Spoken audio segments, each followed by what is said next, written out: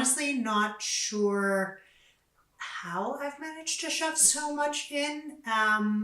And or like the wild thing to me is that it feels like there have been completely uh like whole months have gone by since the last new moon love note. Um and that's largely because I've been traveling so much, and also just the amount of work that I've been doing and the projects I've been doing, and how they all have kind of their own kind of lives and worlds that feel like when I'm in them, then I'm in one world, and then I move to the next one, and now I'm in a completely different world which takes place in a completely different time. Linear time is hard for me at the best of times. And this month has felt just like whole multiple months have lived within it. So you're going to see a bunch of stuff from when I was teaching in Falcon Beach a few weeks ago. As I'm recording this, I am in Brandon, and by the time that you're watching this, I'll be finishing up in Brandon and heading back to the city. I've been in the city for parts of time, which is basically just enough for me to kind of like recalibrate, check on my plant babies, transplant some. Hopefully, I've been surviving. Obviously, I have people keeping an eye on them, but and like house sitters and things, but like still being away from my plants and my home at the time of year where it's really like now is when I kind of get to literally dig in the soil. That's hard for me. And I didn't realize how hard it was going to be for me, and how much I am missing that like very tangible time with my home, and how important it feels. And that's because I haven't traveled in years during the spring. Before the pandemic, springtime, like March, April, and sometimes May were often periods where I would be traveling to go and teach workshops in different places. And then this year, I've been traveling and teaching at a bunch of different schools around the province. But that's this year. I didn't really get into amount of gardening that I do and the level of gardening that I do until the pandemic. And then this year is the first year of those gardening years where I'm gone at kind of a crucial time. So we'll see what happens. It's also realistically early enough that if something isn't working, I can always, toss in some extra seeds and we'll just kind of see how it goes. But it's interesting kind of how feelings of home adjust each year. And so anyway, you're going to see a whole bunch of different locations that I'm recording in, and that is because of the amount of travel I'm doing. And I will talk a little bit more in Boss Witch time about what I have been working on and what I've been teaching. And then also, of course, the Sanctuary launch is currently happening. We are trying to get the book published. And by published, I mean we need $13,000 just to print it. And then there are other expenses that need to be recouped. So we've got an Indiegogo campaign that is linked. Please, please, please help us out. Help us get this book baby printed. The reality is that I don't have the money to print it myself. So while the book itself is almost ready to go, we need your help and your support, and getting your book, whether you choose it in digital form or physical form, which will actually come with a digital advanced e-copy. This is going to be your best time to get it. It will be the best guaranteed price to get it. And it will also, if we are able to reach our goals, when we are able to reach our goals, we will be able to print on schedule and have books this summer. So that's what I've got for you to get us started. And now let's hop into the rest of our month. So my remade wardrobe this month has been, it's been an honestly interesting time. So I'm currently wearing clothes that are new to me. And that is because I did a whole bunch of mending of clothes in the last couple of New Moon Love Notes that I've shared with you all. And then I've worn those clothes once or twice, like I've worn them through to the point at which I do laundry with them again. And then that first round of laundry, the mending, the fabric has like disintegrated around where I've mended. So it's just getting like they're just not wearable anymore. And that's a really hard thing for me to kind of come to grips with. And I think anybody who spends time like really kind of diving into what the fashion world generally does, what textile manufacturing is like, when you're like very intentional about things and or you've been sewing the clothing, then when it gets to a point where you do have to, like there's no more mending that you can do, the fabric is just no longer going to survive. It's hard to figure out like what do you do next? Like when do you get to the point where you accept that this item of clothing actually can't be mended any further? And so maybe, yes, it's going to go into your scrap pile, and you'll, turn it into clothes from parts of the fabric that weren't so worn down, or you'll make quilts from it, or you'll make baby clothes from it, or you'll stuff a poof with it or something like that. Like there are lots of things that we can do with our old clothing once it is past the point of being able to be worn in the form and shape that it's in. But it's also really frustrating because especially like I make the vast majority of my clothing. These days it's rare for me to purchase clothing. And so when all of a sudden it was like, oh, basically all of my wardrobe, or at least like the bottoms of my wardrobe, need to be replaced.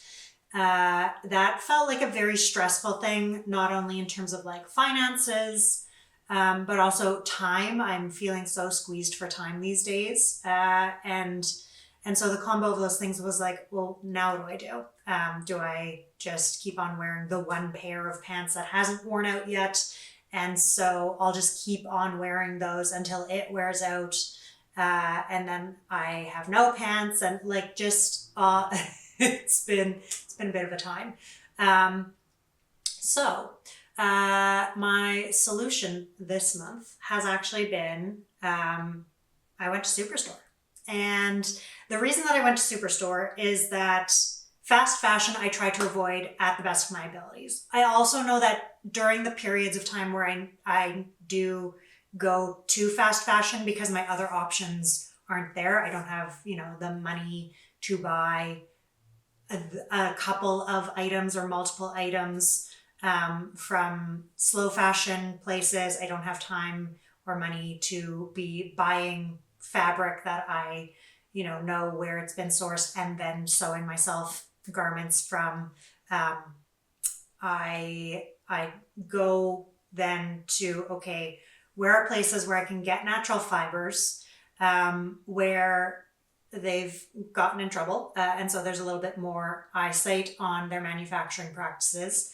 And also realistically, when you're on a budget and you're having to deal with fast fashion, the working conditions that folks are working under when you are buying something that is on the lower end of fast fashion costs versus things from like mall stores where they're like, oh, look, we're not going to tell you anything about our processing. We are dealing with the exact same companies. We are treating employees just as poorly because, and if we're not willing to tell you about the transparency. So you don't know.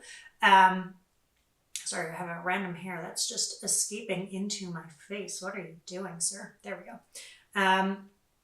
So yeah, when you don't know how something has been manufactured, and so you're just guessing, buying a pair of pants for $100 and buying the same kind of pair of pants from the same lack of transparent companies for $35. That $65 difference can make a huge, or yeah, 65? Yeah. That difference can be a huge impact on your wallet and your access to things. And also that money isn't actually going into the workers' pockets, right? Like the cost of the folks who are actually doing, or the wages of the folks who are actually doing the manufacturing are peanuts. And so that money is actually just going into like corporate upper people profits and bonuses and shit like that. And so at that point I'm like, okay, fuck it, I'm gonna go to Superstore and I'm gonna buy pants for $35 instead. And I'm gonna find ones that fit on my body and make me feel decent or good even. And then I'm going to take care of them. So this is a big part of fast fashion, is this whole purchasing items that are, manufactured in the way that they are manufactured, and then buying them for a very short period of time and then tossing them very quickly and replacing them very quickly. If you buy under fast fashion, but then you maintain those items for an extended period of time, you are already able to mitigate, at very least, the sustainability, environmental sustainability impacts. And then also choosing fabrics that are natural fabrics. Again, we're able to mitigate the microplastics, at least, that are going into the environment. So like there's always compromises that we are likely to need to make at different points. Even if we have a lot of privilege at some points in our lives, there's other forms of privilege. There's financial privilege, there's time privilege, there's, having the privilege of really honing a skill. So, I've got the honed skills to make myself clothes. But right now, finances and time mean that I don't have time to buy myself really wonderful, linen from a very transparent time frame, and then sew myself multiple pairs of pants that I can be wearing that are not going to disintegrate off my body. And so this is one of those pairs of pants. It's made out of linen and cotton, and I made a point of, I found pairs of pants in like darker colors. I love the look of these pants, but the reality is that I will get them stained in like 2 seconds. And I know that about myself. I have accepted that fact, and that's okay. But the fact that they're made out of a linen and cotton blend means that I can put them into my dye pots, which is a lot of fun. I'm excited actually to be able to bring them into my students and show them, like, look, you don't need to, make absolutely everything from scratch. You can actually like buy clothes at the store, or your parents can buy you clothes at the store. And depending on what the material is, you can then put them into your dye pots and change the color. And isn't that cool? Or if you have clothes already in your closet that fall into that category, you can put them in your dye pot and give them a new life. And so that's the same situation with this shirt, actually. We are heading into like 30-ish degree days that I was not prepared for. And the school that I am working at has no air conditioning. And so I was like, oh no, what am I going to do? And so initially I was thinking, okay, well, I'll just find tops that, again, fall into the same kind of ways that I navigate buying my pants. And then first, before we went to Superstore, my brother and I were running errands together, and we went to the thrift store. And this shirt was $3.50, and it is made out of ramie, which is a nettle fiber, and cotton. And it's basically like, my brother pointed it out. He's like, it looks like it's like the short sleeve version of the sweater you're already wearing, because I was wearing my cedar cardigan. And I put it on and I was like, oh, it's kind of granny core. And I'm into that. So it was $3.50, and then it was on 75% off. So I paid about 75 cents for this shirt that is gonna also be able to go into my dye pots, and meanwhile is like nice and light, and it will allow me to just keep my existing wardrobe of tank tops in the classroom with like a nice layer on top that will be breathable but will make me feel more comfortable. And so, yeah, like at the end of the day, the most sustainable clothing is the clothing that already exists because no new resources needed to go into the manufacturing of it. So your thrift store is always going to be one of your best options. It's also often going to be one of your most affordable options. And so, yeah, it was like a great find and I'm excited about it. But I just wanted to kind of highlight that, uh, you know, the slow fashion world on social media can look very glamorous at times. It can also look very inaccessible to a lot of folks, whether you're like so new into making clothing that it's just like, how am I ever going to get to the point where I have a whole wardrobe of beautifully tailored clothing made from really expensive fabrics? Like that doesn't have to be. There are so many other ways for us to engage with elements of slow fashion, regardless of what our finances might look like or what our time might look like or what our current skill set might look like. And you're allowed to kind of adjust as you need. So that's where my me made wardrobe is right now. I did a whole bunch of mending. I made my new pair of pants that I showed you all last month. And those turned into those single pair of pants that I have been able to keep because all of my mending then disintegrated around the mending. This is where I'm currently at. And these pants are really comfy and I'm excited to wear them. And I'm also excited to pop them into my dye pot later. So yeah, that's where we're at with a wardrobe this month. I have had very little time to be working with my needles. And so that has resulted in finishing the other pair of lover's socks. So this was my Slavic sock dyed with Black Knight Scabiosa. And the stitches show off really beautifully, which makes me really happy. And I was able to get this second sock off of my needles earlier this week. And so my goal at some point is to now be shifting gears to a colorwork sweater that I'm designing in collaboration with Hinterland Yarn. But I have to do a whole bunch of math before I get that onto my needles. So hopefully I'll be able to do that soon so that I have something actually on my needles. But I'm glad that I managed to get this sock done. It's going to end up as part of my installation, my dye plant installation, as part of like a kind of whole wardrobe that I'm building around it.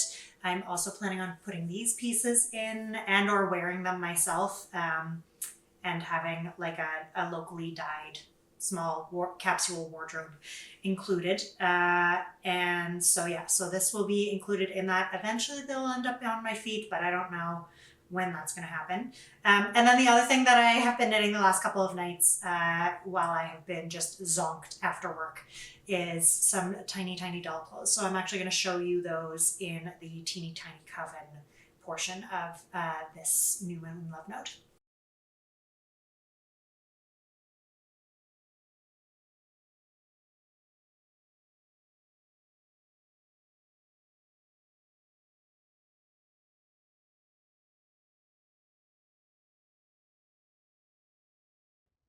So I've been in the classroom a whole bunch all over Manitoba or southern Manitoba, I suppose, this month and teaching kids how to make a rainbow with natural dyes. And so one of the things that we get to do is we dye with indigo, and I make a 1, 2, 3 vat for the kids to work with indigo. And so we've been dyeing cotton bags and we've also been dyeing porcupine quills with it, which is a lot of fun and gives the Indigenous Métis kids like a very applicable skill, especially if they've got family members who do quill work. And then for the other kids, it gives them an opportunity to see what it's like to dye something that is not cloth, and how you have to kind of tweak the way that you are dyeing so that it is appropriate for the materials that you're using. In this case, not turning the quills into goo. Boss Witch life has been exhausting recently, and also really good. I've been extremely busy. One thing that I was reminded of recently, aka this week, is I don't know. I've been kind of noodling on how can I make my business feel more supportive for me. I am so like all in with some very large projects that are not particularly quickly feeling like they are supporting me in the ways that I want my life to look in the next few years. And so kind of figuring out how do I kind of shift that dynamic of things.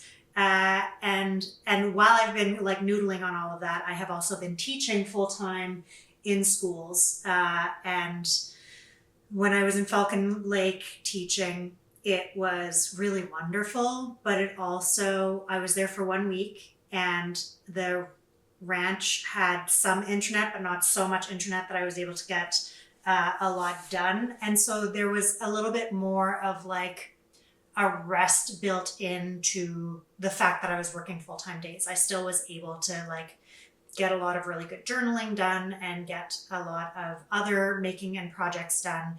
But I had almost like what felt like a bit of a mini vacation. And it was actually very good because it helped to inform what would I like my days to look like. And then I came back to the city and was trying to play catch up, but also prepping for then being out in Brandon to teach for 2 weeks full time with significantly more students. I had 5 times the number of students. Also during that week, I was back at one of my other schools in the city. And so I didn't have loads of time to really like deal with some of the projects that I needed to get sorted out.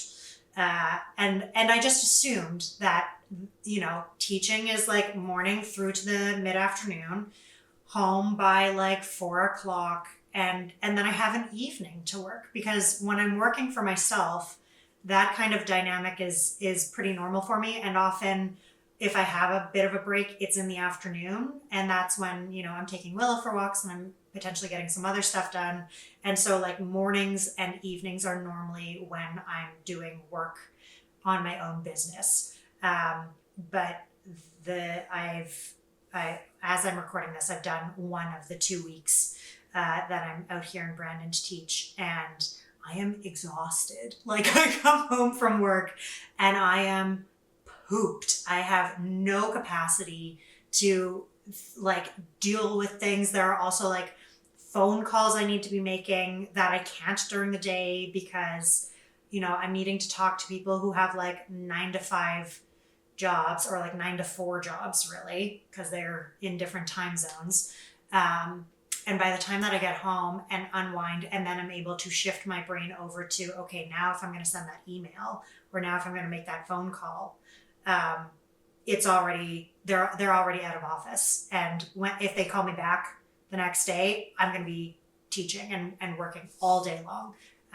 Even when there's like break in between, I'm prepping for the next group to come through. So like I don't have breaks during the day, which is fine because it's a short period of time that I'm doing this, right? It's only 2 weeks, but it's been a very good reminder for myself that if I were to adjust my work in a way that would have me working in a slightly more traditional time of like a Monday to Friday, here are these hours, this is how you're engaging with this work, and then all the other things that you need to be doing for the business will fit in around that time. I don't have the energy for that. And I think when I first started this business, it started off as a side hustle. And I was working a full-time job at the time in an office, Monday to Friday, 9 to 5 situation. And I was in my, mid-20s. early to mid 20s, and I had energy. I was able to, go and work that job and then come home and then work till late and then sleep and then go and do that. And it worked okay. And now I'm in my mid 30s and I don't have that same energy. And also I don't want to do that. Like, that doesn't sound enjoyable to me. That's not setting up the kind of life that is, what I want my life to look like. So it's been, I think, a good reminder for myself that whatever adjustments I end up making, there's going to be some give in some way. And I don't know exactly what that's going to look like at this point, but I don't want it to look like a Monday to Friday 9 to 5. If nothing else, there's like just basic life shit that I need to do that I'm like, I don't have time. Everything's closed. How do you go to an appointment? How do you call somebody and deal with like health things or business things or tax things, like just those basic like adulting shit. Here's being a human in our society. Like, how I honestly, I don't know how y'all do it.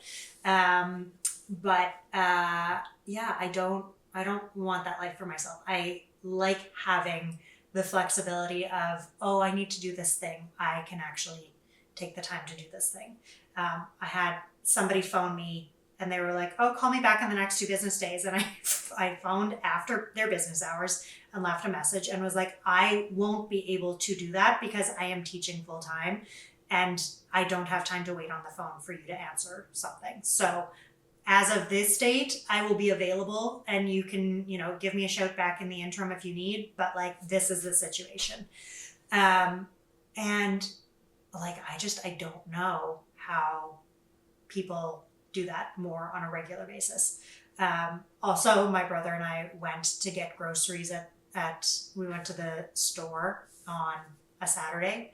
And I was like, why are there so many people here? Because that's how everybody's schedules and lives work. And I've been kind of removed for a long time.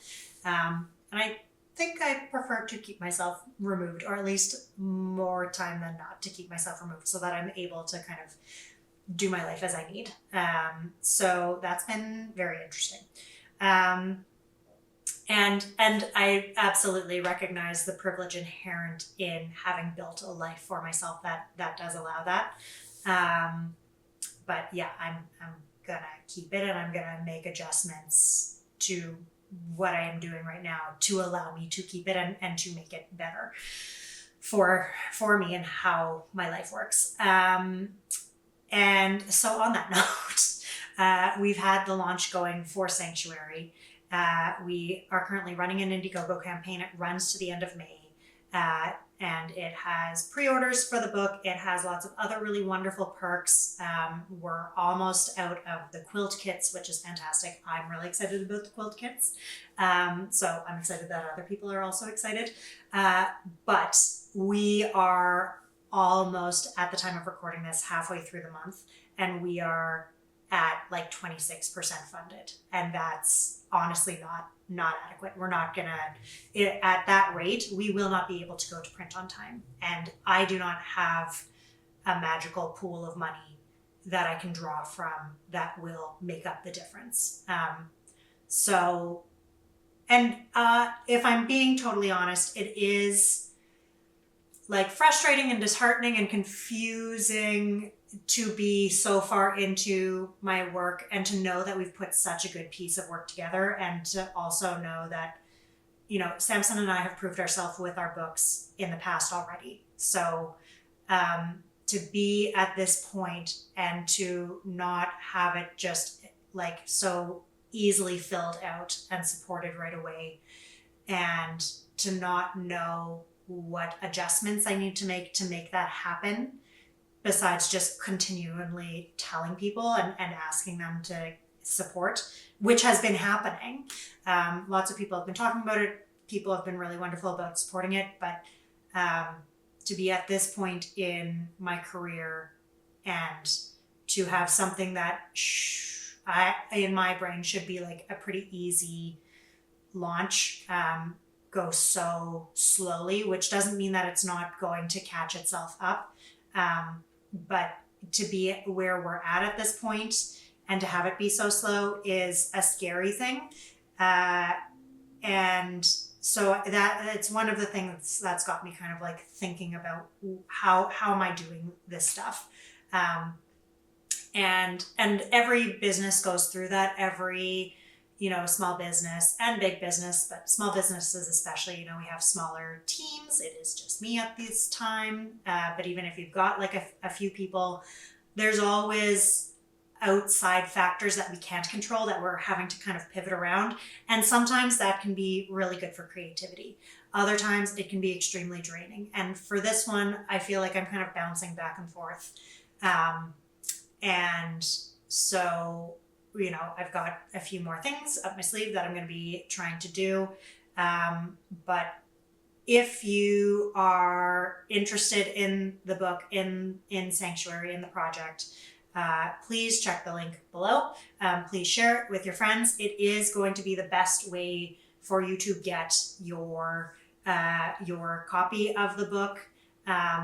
There's a digital e-copy that everyone will be receiving if they have ordered a physical copy or digital copy of the book. The digital copy is really great if you don't want to deal with shipping. But if you are wanting a physical copy of the book, you will still get an advanced e-copy of the book to help tide you over, especially if we end up having to push our printing date by whatever amount of time we might need to push it. So that's where that is at. And it's such a tricky one, because on the one hand, I'm like, you as a fiber witch, I'm like, I want to manifest like that abundance and that positivity. And also I want to be like really honest and very clear that running a small business at this point is exhausting for me and for all of the other small business owners that I know. The economy is still very, very like unknown or feels like not super stable, and that's absolutely playing a part in it. Also, the tools that we've been using for the last number of years are becoming less and less reliable. Instagram is like, on the one hand, still the best way to communicate with certainly my audience, but it is also one of the least reliable these days. It's like people are barely seeing the posts and stories and all of that, and we don't know why, right? Like the algorithm, I swear, it's like as soon as the algorithm picks up that you're trying to launch something, it's like, oh, we're gonna suppress all of these posts.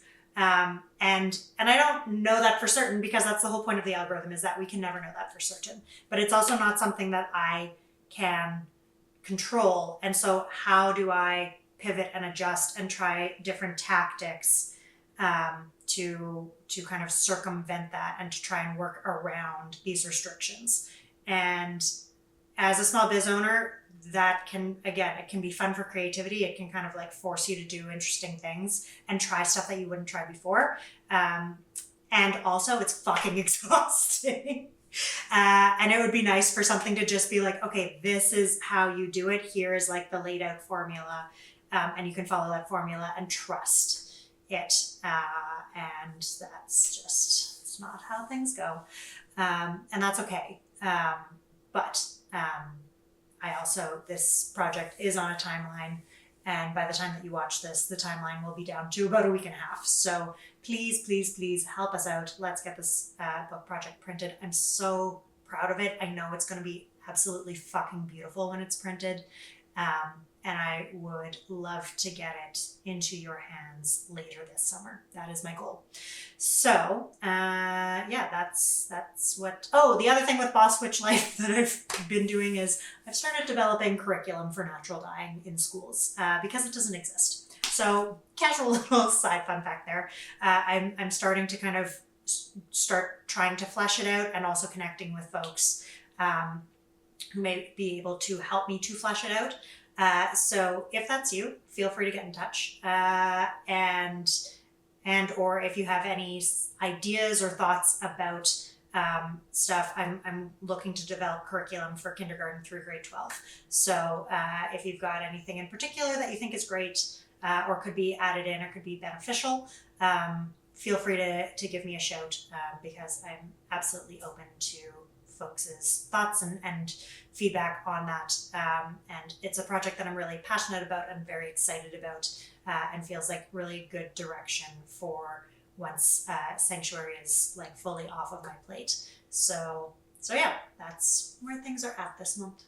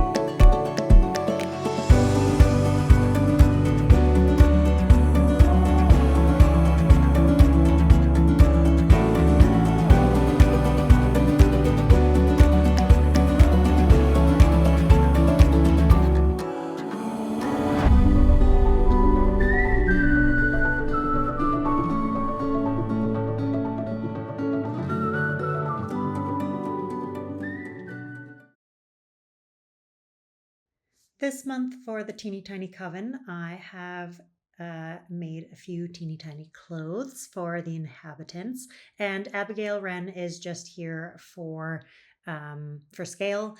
I'm gonna end up making a new inhabitant for the Teeny Tiny Coven world, and that one will be made with fabrics dyed with local dye plants. I've got some scrap black walnut dyed fabric that I plan on using, and then the hair will also be made with leftover yarn that has been dyed with local dye plants as well. If you're noticing a theme, yes, there is one. So this wardrobe is the start of a wardrobe made with, again, locally dyed um, remnants. So in this case, we have a tiny sweater that was knit with leftover Slavic sock that I dyed with marigolds, and then also a tiny shawl and tiny socks are actually what these little guys are in the corner. And so the shawl was knit with roots that was dyed with Black Knight Scabiosa that I grew in my garden, and then the socks are dyed with Black Knight Scabiosa as well, but on Slavic sock. And so the sweater actually came, or was started at least, from the book Moosh and Friends from Lina Publishing, and it's a really adorable book of knitted toys and their garments and accessories. And so I used it as a starting off point to cast on a top down sweater. The toys are actually much larger than the teeny tiny coven dolls are, and they've got a little bit more shaping around the arms and things. So while I started with the general shaping of it, it fairly quickly ended up being adjusted and needing to be kind of shrunken down in size, even though I actually was using tinier needles to begin with. So I'd already sized down with my needles, but needed to size down further. But it was a really helpful starting off point, and I probably will try making some more clothes out of the book as well. And then the shawl was just a regular little mini triangular shawl, and it is a pretty dense fabric, and that's because I used a 1.75 millimeter needle, so it was pretty tight. Or maybe that was a 2.25. Either way, though, Roots is a pretty sturdy yarn that likes to be on a 3.75 millimeter needle, at least in my hands. So I was using like a sock needle to be knitting it. So it's pretty dense fabric, which I kind of like in this situation. And then the little socks are so tiny. I cast on 4 stitches, increased to 8, and then just knit them around a few rounds and then added a couple of rounds of 1x1 ribbing and then cast them off, and they just fit on the leg, but they are a little tight, especially when you have those woven ends stuffed in. So they'll probably be more of a display rather than actually knitted onto the new inhabitant's feet, but we'll see how things continue. So yeah, that's what I've got for the teeny tiny coven this month, and hopefully by next month I'll actually have the new inhabitant to show you, as well as a new little kind of side home that I've been working on. So we'll see, but that's what we've got for this month.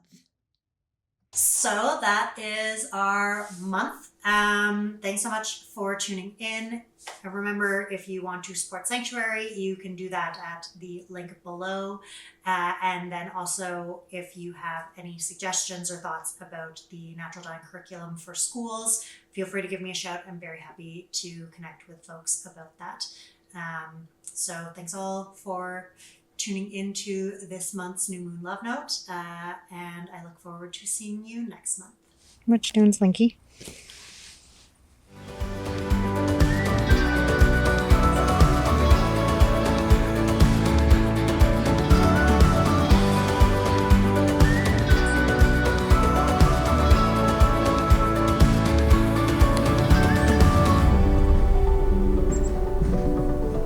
Hello, handsome.